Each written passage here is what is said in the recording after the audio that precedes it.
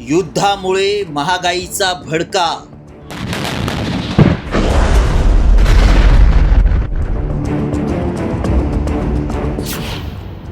पेट्रोलचे दर 135 वर जाण्याची भीती.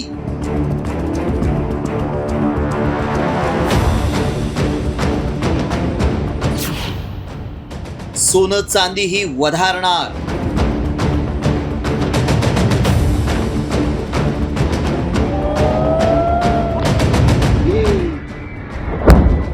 इस्रायल आणि इराणमधील युद्ध आता अधिक भीषण वळणावर पोहोचलंय. सौदी अरेबियातील जगातील सर्वात मोठी तेल रिफायनरी अरामको कंपनीवर ड्रोन हल्ला करण्यात आलाय. अरामको सौदी अरेबिया सरकारच्या मालकीची खनिज तेल कंपनी आहे. हल्ल्यानंतर अरामकोनं रास तनुरा येथील तेल शुद्धीकरण बंद केलं. त्यामुळे ब्रेंट क्रूड तेलाच्या किमती 13.5% वाढल्या आहेत. होर्मुझच्या सामुद्रधुनीतील तणावामुळे जागतिक तेल पुरवठा धोक्यात आलाय. त्यामुळे भारताची चिंता वाढली आहे, कारण भारताकडे सध्या 10 दिवसांचाच कच्च्या तेलाचा साठा शिल्लक आहे. सौदी, इराक आणि कुवेतमधून होणारी 50% तेल आयात या युद्धजन्य परिस्थितीमुळे विस्कळीत होण्याची भीती आहे. 48 लाख भारतीय या आखातामध्ये राहतात. आखात आपल्या तेलाचा मुख्य स्रोत आहे. भारत आपल्या एकूण तेलाची जी आयात करतो त्याच्यातून साधारणतः 50% आयात ही एकट्या आखातामधून होत असते. आणि ह्या संपूर्ण संघर्षाचा परिणाम हा भारताच्या तेल वाहतुकीवर होणार आहे. याचा थेट परिणाम कुठल्या क्षेत्रावर होऊ शकतो ते देखील पाहूयात. सध्या ब्रेंट क्रूड $75 प्रति बॅरलच्या आसपास आहे. मात्र युद्ध लांबल्यास हे दर $120 ते $130 पर्यंत जाऊ शकतात. त्यामुळे सध्या 95 ते 105 रुपयांच्या दरम्यान असलेले पेट्रोलचे दर 120 ते 135 रुपये प्रति लिटर होण्याची शक्यता आहे. कच्च्या तेलाच्या किमतीत प्रत्येकी $1ची वाढ झाली तर रुपया कमजोर होऊन प्रति डॉलर 96 ते 98 रुपयांपर्यंत जाऊ शकतो. मालवाहतुकीचा खर्च 10 ते 15% वाढेल.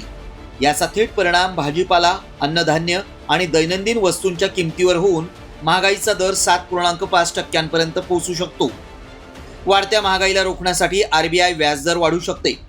त्यामुळे नवीन आणि जुन्या गृह कर्जाचे तसंच वाहन कर्जाचे हप्ते महाग होण्याची भीती आहे. आखातामध्ये आपण 12 महिने भाजीपाला पाठवतो, पण रमजानमधला जो सीझन त्यांचा असतो, उपवास वगैरे जो असतो, त्यामध्ये आपल्याला त्यांचे रोजे सुरू असल्यामुळं खूप मोठ्या प्रमाणामध्ये आखाती देशांच्यामध्ये डिमांड जास्त असतो.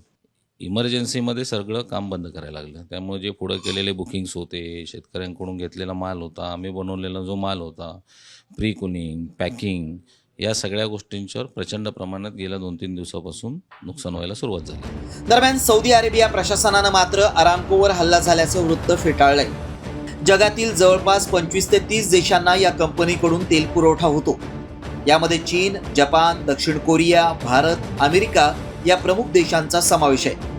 भारत दिवसाला 1.1 मिलियन बॅरल्स खनिज तेल अरामकोकडून खरेदी करतो, तर जपान त्यांच्या गरजेच्या 40% तेल खरेदी अरामकोकडून करतो.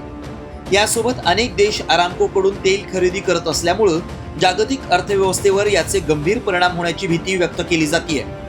मध्य पूर्व आशियामधील युद्धामुळे तटस्थ असलेले देशही महागाईच्या ज्वाळांनी होरपळून निघणार हे निश्चित. ब्युरो रिपोर्ट, साम टीव्ही न्यूज.